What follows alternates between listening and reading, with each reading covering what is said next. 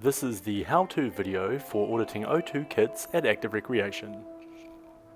Ensure that your kit has the zips set to the middle of each pocket on the bag for quick access.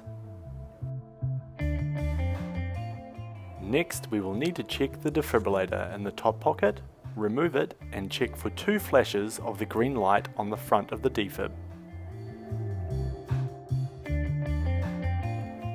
If completing a daily or pre-shift check, you will need to visually inspect each mask to ensure it is attached to its tubing. Inspect the contents of the kit for the pulse oximeter and ensure the main bag is attached to the cylinder, then return the bag to its storage area.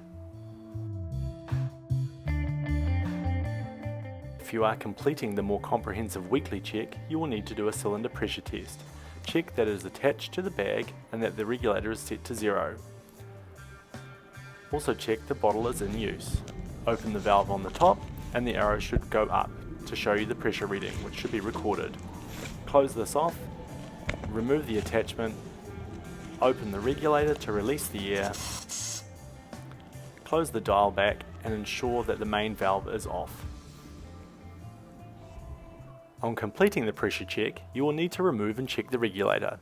Remove the cylinder from the kit and unplug the attached O2 tubing.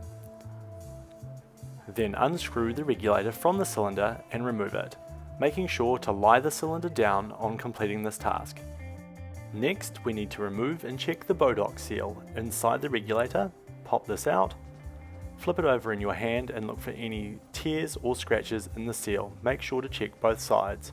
If it is full and good, replace it in the regulator. If not, please replace with a new seal.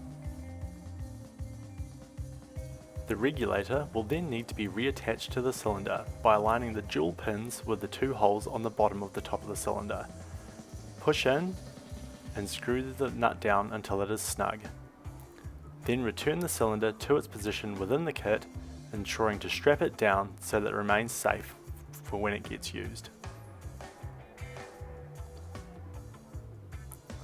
Once the cylinder is strapped back in, remember to reattach the O2 tubing for the attached bag mask.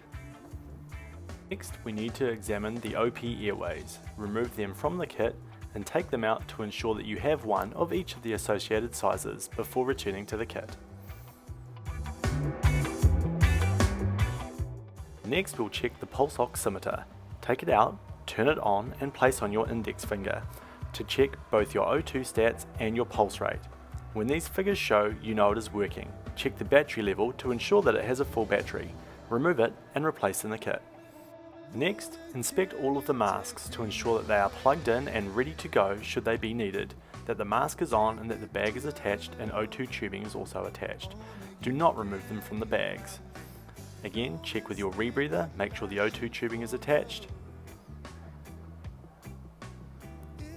and your breather. Ensure that the tubing is attached and that they are in the correctly coloured pouches.